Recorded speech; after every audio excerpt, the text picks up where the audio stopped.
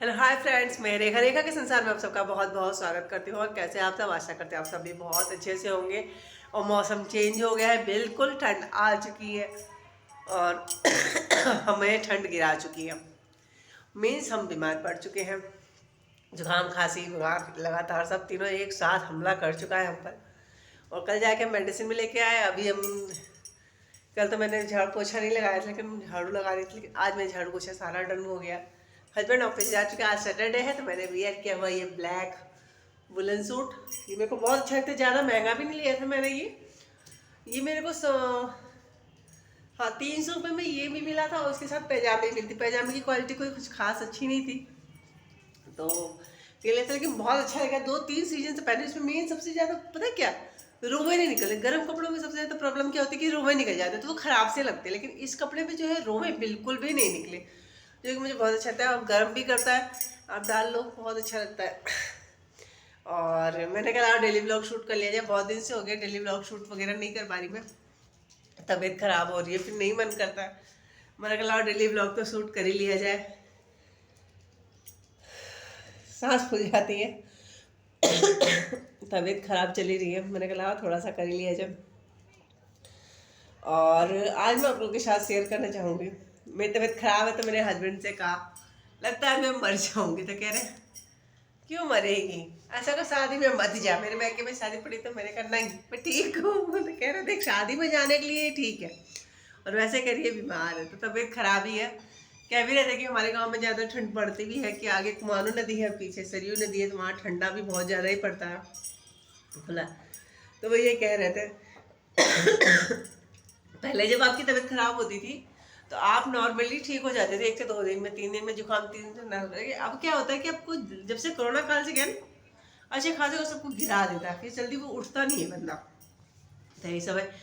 और आज के ज़माने में जो मेरे पास सुदामा आंटी आई मुझसे मिलने और कह रही थी, अब सबकी अपनी अपनी शेयरिंग होती है, सबका अपना अपना एक्सपीरियंस होता है। तो कह रही थी कि बेटा बहू तो बहू ही है, सास तो पहले भी बहू थी और अब भी बहू बनी हुई है। मैंने कहा क्या आंटी, मुझे समझ में नहीं है। कह रही है कि पहले से जो था, पहले ज़माने की जो सास होती थी वो खूब ज़्यादा मतलब बहू को डराती थी, ऐसा करो वैसा करो। और आजकल के ज़माने की जो सास है वो बहू से डरती हैं कि ऐसा ना करो वैसा ना करो, भाई बहू गुस्सा ना हो जाए, प्रॉपर बराबर काम भी करती हैं। तो सास के लिए तो सबसे बड़ी ज़्यादा दिक्कत ये होगी है कि पहले भी बहू थी और आज के ज़माने में बहू के डर से वो तब भी बहू बनी पड़ी है। अब ये अब उन लोगों के पे ही साबित होता है कि जो अपने नहीं कर पा रहे हैं, कोई भी प्रॉब्लम जिनके साथ आ रही है या जो चीज़ फील कर रहे हैं, तो यही है। तो मतलब पूरा निष्कर्ष कंक्लूजन ये निकला है कि सास जो है पहले भी बहू थी और सास जो है आज भी बहू है। ये पहले वो अपने सास के डर से बहू बनी हुई थी और आज के ज़माने में वो अपने बहू के डर से सास से बहू बनी हुई है। तो ये फैक्ट कहीं ना कहीं तक सच भी साबित होता है। आप देख सकते हैं निर्मला महाराज जी को, निर्मलाचार्य महाराज जी, जो औरत अपने एक माँ बाप को नहीं ला के रख सकती, लेकिन वो बंदा, वो गुरु 109 की कितने 191 माओ को लाके उसने रखा हुआ है अपने यहाँ।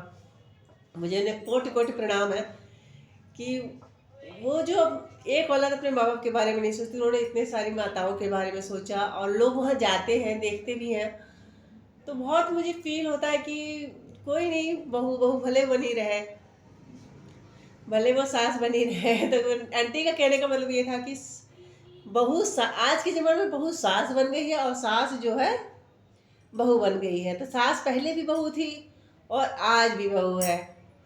तो मैंने कहा लाओ ये वाला जो है। और हाँ, एक चीज़ उन्होंने और शेयर की थी कि जिसके पास औलाद नहीं उसके पास एक दुख होता है कि उसके पास औलाद नहीं है। दुख तो होते हैं, कोई कह रहा है, ऐसे फील नहीं आता जब कहे आपके बच्चे नहीं है तो इंसान उसको झूठ बोलता है, झूठ और फिर पूछ ही पड़ता है, तो झूठ को सच तक ले जाना पड़ता है। और कह रही जिसके पास एक दुख है और जिसके पास औलाद उसके पास 100 दुख है कि औलाद ने खाना नहीं दिया, शाम की रोटी नहीं दी, आज बहू ने मुझसे तेज आवाज़ में बोल दिया। और जिसके 2 बेटे तो वो उनको ज़्यादा प्यार करती है, मुझे नहीं प्यार करती। तो अब मैंने कहा नहीं आंटी ऐसी बात नहीं है, सबका अपना अपना होता है। ये उनके व्यू थे, उनका अपना सेट ऑफ माइंड था बट मानती हूँ, मैं सबको नहीं कह सकती कि सारी बहुएं एक जैसी ही होती हैं या सब ऐसी होती है, क्योंकि मैं भी बहू हूँ और सभी लोग हैं, तो सब लोग एक जैसे बिल्कुल नहीं हो सकते। और हम किसी को किसी से कंपैरिजन में नहीं कर सकते, लेकिन हाँ चले के साथ घूम फिरता है। आज के टाइम में अगर ऐसी औरतें नहीं होती तो अनिरुद्धाचार्य महाराज जी को इतनी सारी माताओं को रखने की जरूरत नहीं पड़ती। ऐसे गुरु हमारे सामने नहीं दिखाए में नहीं दिखते जिन्होंने दूसरों की माता अच्छी खासी जा रही है भाई, जमाने में जा रही हैं कई लोग। जैसे मैं भी कभी गुस्सा करते, हाँ मैं भी चली जाऊंगी गौरी गोपाल आश्रम, तो मेरे हस्बैंड कह रहे वो ऐसे नहीं रखते जो बिल्कुल असहाय हो गए, क्योंकि उनका खुद कहना, मैंने उनकी वीडियो देखी है, उनको मैं कि आप कमा सकती थे तो कमाओ, आपका हाथ भी, जब आप हाथ पैर नहीं चलेगा तब मैं हूँ, या आपकी औलाद क्यों नहीं रख रही है, उसका पूरा विश्लेषण लेते हैं। तो मुझे उन्हें अनिरुद्धाचार्य महाराज जी को कोटि कोटि प्रणाम है कि जो दूसरों की माताओं को भी अपनी माताओं से बढ़कर वो रख रहे हैं, उन्हें जगह दे रहे हैं और उनकी प्रॉपर सेवा भी करते हैं। आखिर कुछ तो बात है। तो मैं उनको कोटि कोटि धन्यवाद करती हूँ कि जो इंसान आज की डेट में अपने माँ बाप को नहीं रख पाती, वो दूसरे के माँ बाप को भी खुद रख रहे हैं और उनकी सेवा भी कर रहे हैं। तो बहुत अच्छा लगता है कि हमारे देश में जहाँ ऐसी औलादें भी हैं जो माँ बाप का नहीं करते, हाँ तो वहाँ हमारे पास ऐसे गुरु भी हैं कि जो उन लोगों को सहारा दे रहे हैं। Bye, thanks for watching.